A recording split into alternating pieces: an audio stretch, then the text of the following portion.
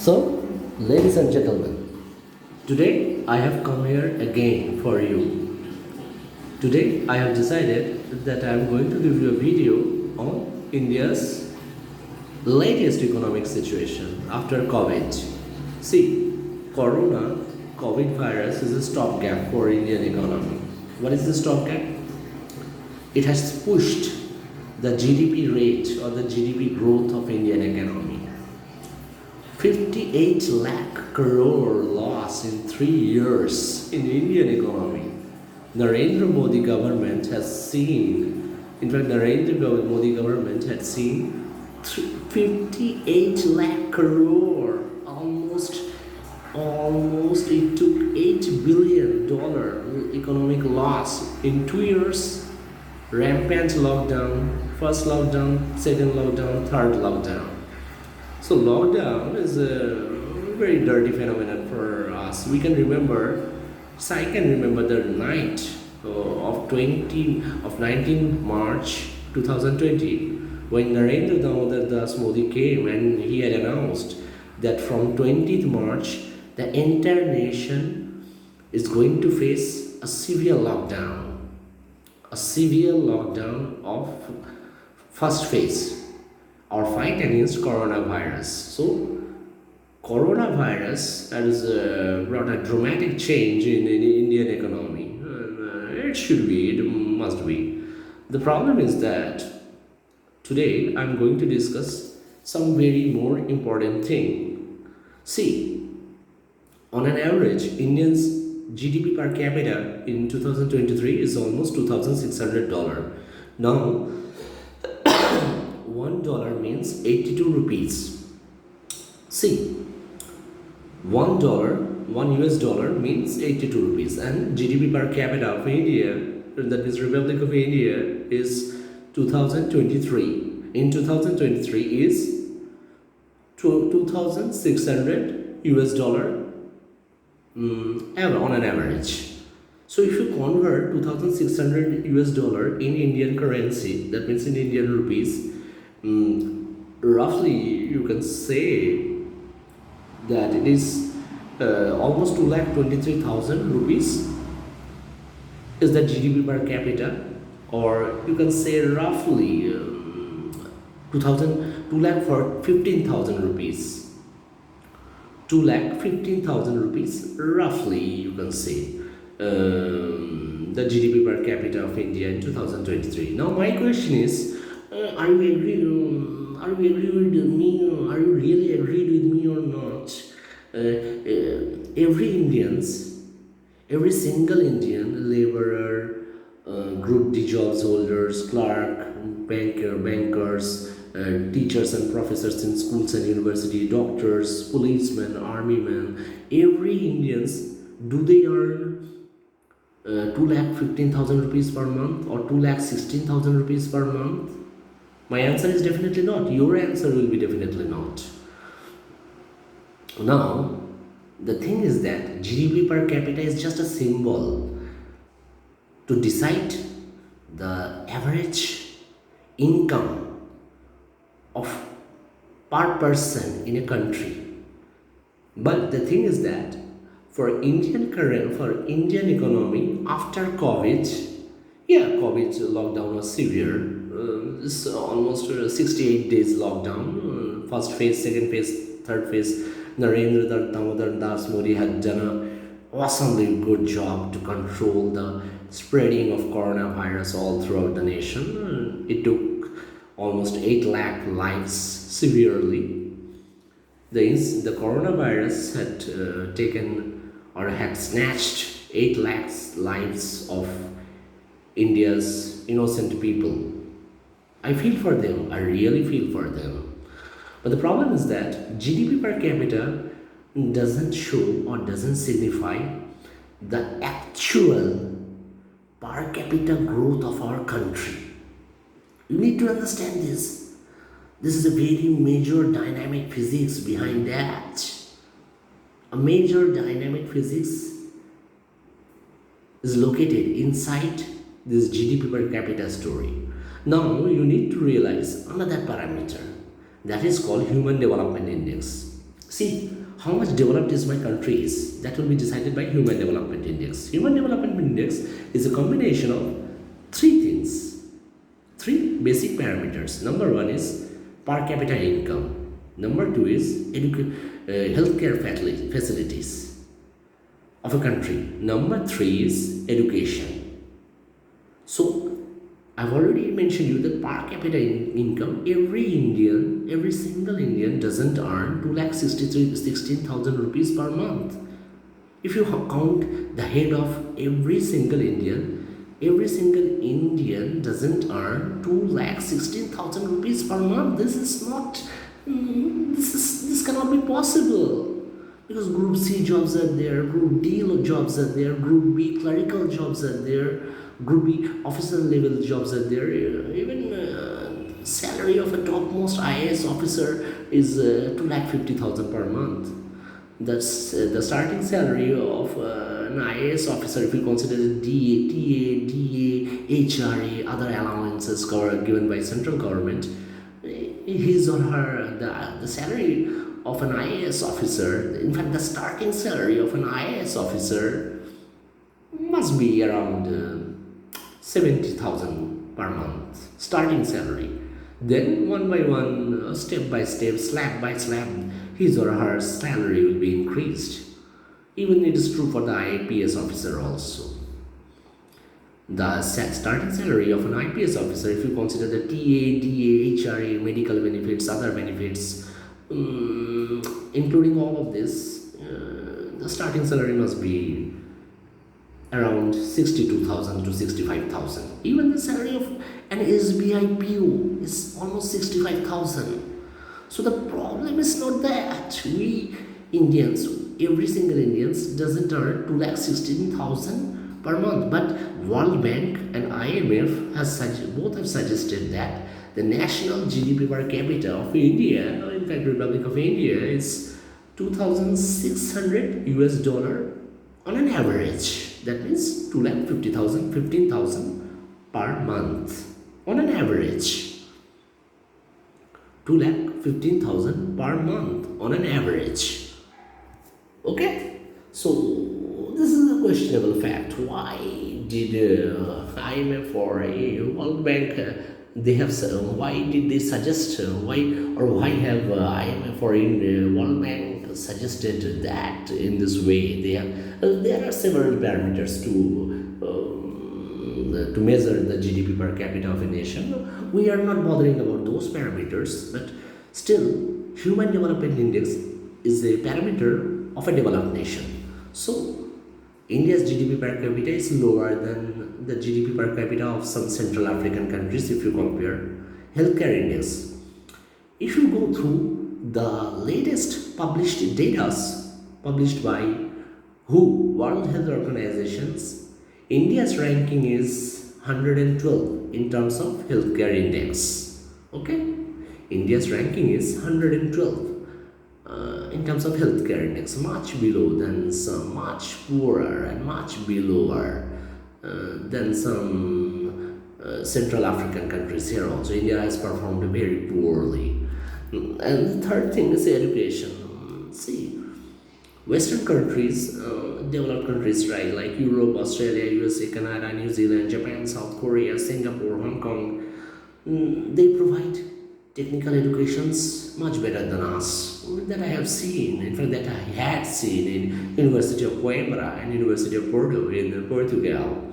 So education means, see, what is education? Education makes a man perfect.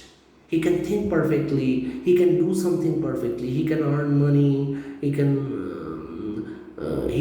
think something perfectly for his or her, for his family, or she can think something perfectly for her family members after getting the proper education.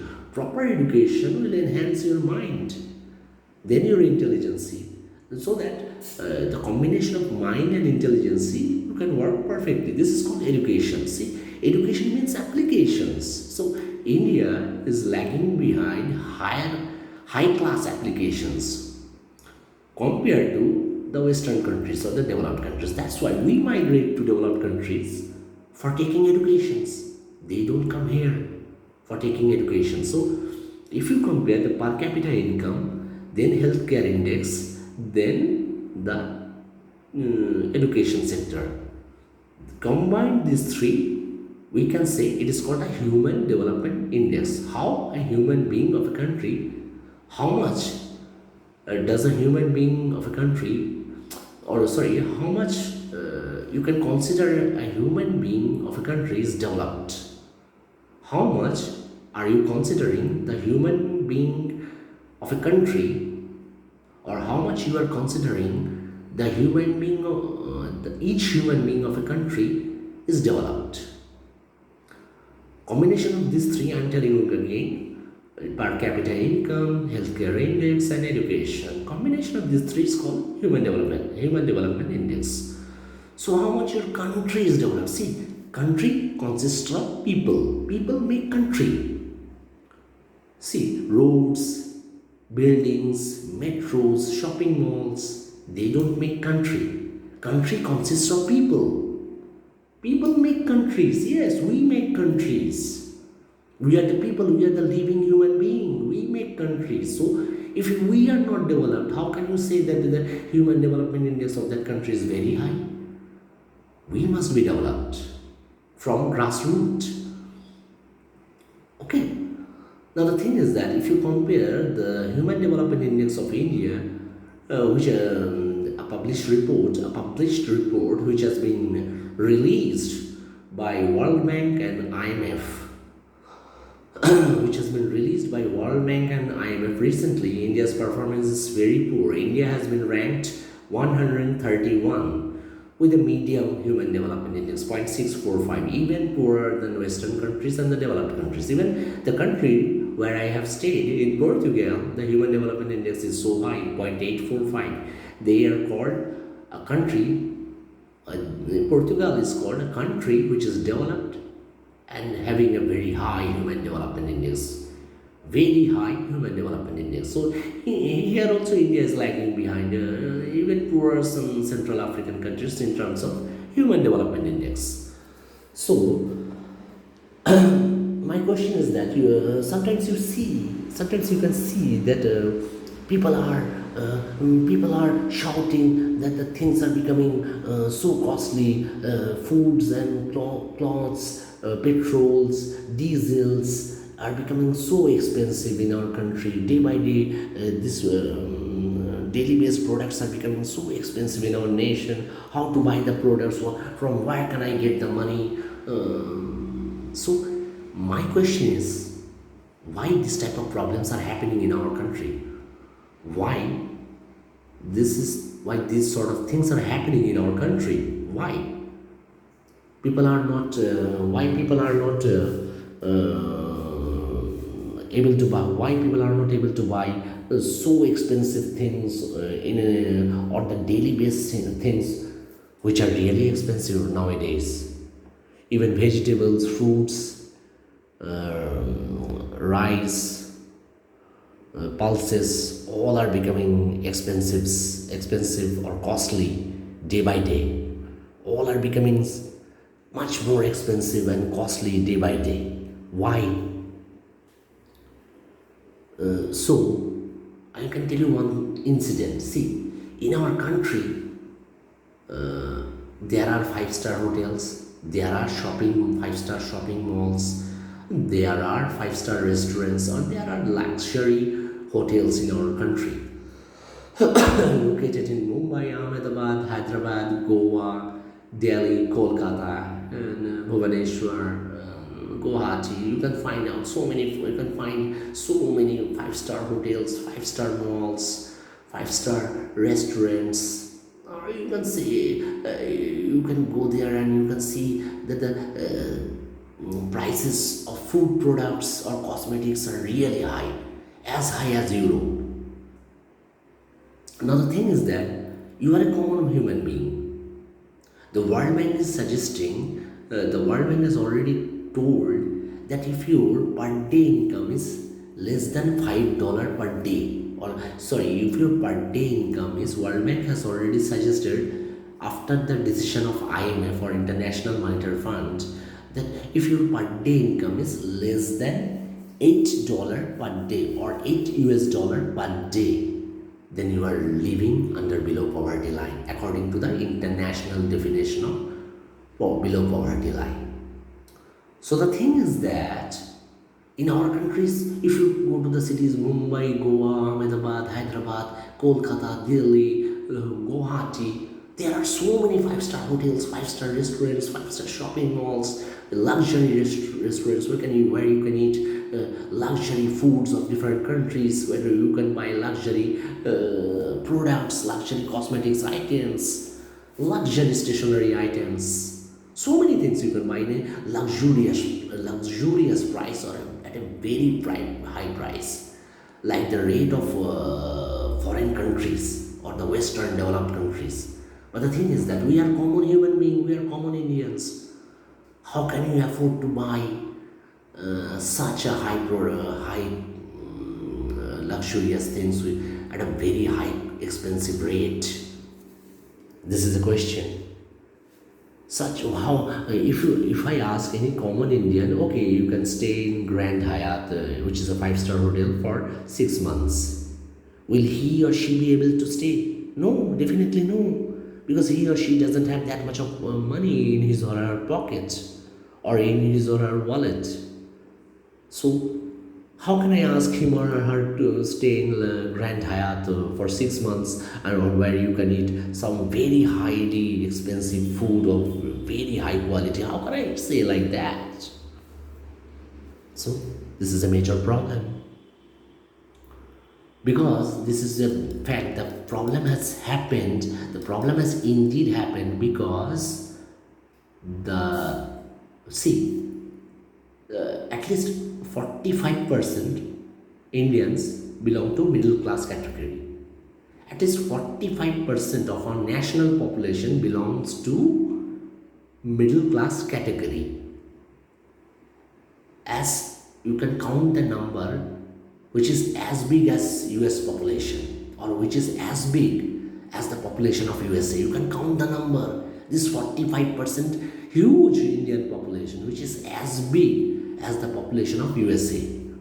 They are from middle class background. They are middle class people. How can they afford to buy luxurious items from five-star shopping malls or five-star restaurants? Or how can they afford to stay 6 months or even 3 months in a luxurious five-star or seven-star hotel? It's not possible. Never.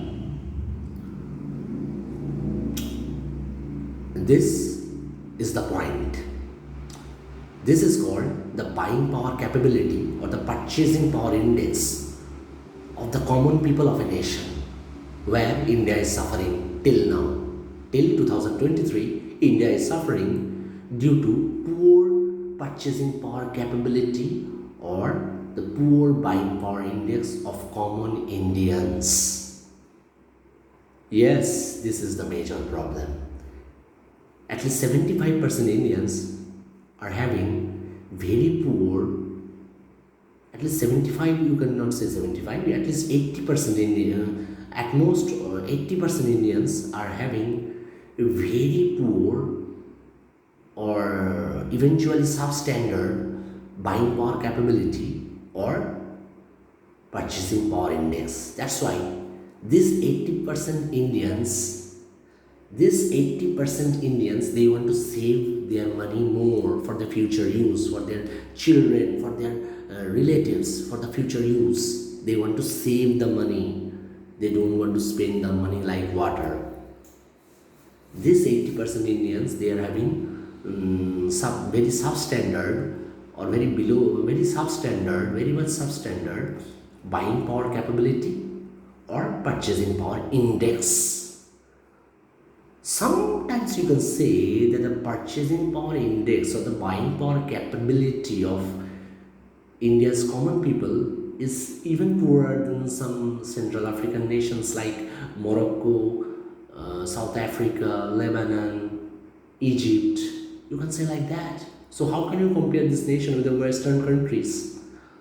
Western developed countries, even you cannot compare the buying power capability or the purchasing power index of common Indians with the countries like Hong Kong, Singapore, Malaysia, Taiwan, Japan, South Korea. You cannot compare like that because they are very expensive nations. Things are very expensive there. They are really expensive nations. You cannot afford to stay 1 year or 6 months in those nations with little bit of money in your pocket. You cannot afford to say, I'm sure for that, because I know I've already talked with Japanese people and people from Taiwan when I was in Portugal. Okay? So, this is one major fact. What is another major fact? Or the poor performance of Indian currency in the international market. Now, there are so many strong currencies available in the international market like euro, Swiss franc, US dollar, or even Saudi Arabian dinar. Do you know which is called the strongest currency in the world? It's Kuwaiti dinar. One Kuwaiti dinar means 3.2 US dollar. So even Qatari dinar, the currency of Qatar is very highly powerful, as equal as Kuwaiti dinar. So Indian currency is Indian rupees. See, Indian rupees. It's Hindi. It's called Bharatiya Rupiah. Indian currency, Indian rupees, is performing very poorly in international market. 1 euro means 92 Indian rupees. 1 US dollar means 82 Indian rupees. Even if you compare the currency of Israel, new Israeli shekel, 1 new Israeli shekel means 23 Indian rupees. So, this is a major fact. This is a troublesome fact. Whereas you can compare the 1 Brazilian real. 1 Brazilian real means 17 Indian rupees. So they are much stronger than our Indian currency. So if you go to Europe, Australia, USA, Canada, New Zealand, you'll have to pay more because the currency of your country is very weak. This is a major problem, a major factor. That's what I want to say to you people, that the major decay or the major debacle in the growth of Indian economy is not only GDP per capita or the Human Development Index, but these two things are affecting Indian economy most. First one is poor purchasing power parity, poor purchasing power capability or buying power index of common Indians. And second thing is Indian currency is performing very poorly in international market. You see how we say that 1 euro means 92 rupees. That means by using 1 euro, how much amount of gold you can buy? What is the cost of that exact amount of gold in Indian currency or in Indian rupees? That means the conversion is done. 1 euro means that 92 Indian currency. That means, see, for example, by using 1 euro, you can buy 0.08 gram gold. The cost of the 0.08 gram gold in Indian currency is 92 rupees. That's why 1 euro means 92 rupees. Same is applicable for dollar also. How much amount of gold you can buy through 1 US dollar, the cost of that same amount of gold in a gram, what will be the cost of same amount of gold in gram in Indian currency? That will be, now the conversion can be done. 1 US dollar means 82 Indian rupees. Same is applicable for Brazilian real, Israeli shekel, Kuwaiti dinar. They are the British pound. They are one of the strongest currencies in the world. So the thing is that you need to understand that our currency is performing very poorly in international market. That's why if Indians migrate to abroad or in Western countries, they'll have to pay more. to buy luxurious things. This is a major problem. Even this is a major debacle in India, a major setback in Indian economy. I think now everything is clear to you people. Hope you can enjoy this video. I'll see you again and again and again. My name is Avir Chakrabarti. My passport number is capital M 3859641. Capital M, numero di passaporte, capital M 3859641. Okay? I have already visited Portugal in two universities, public universities, University of Coimbra and University of Porto. I was a peer research scholar in University of Coimbra in DWC Department of Electrical and Computer Science. So what experience I have gathered about Indian economy and the major setbacks of Indian economy, that much I have shared with you people. Hope this video is enjoyable for you. Thank you. Bye bye.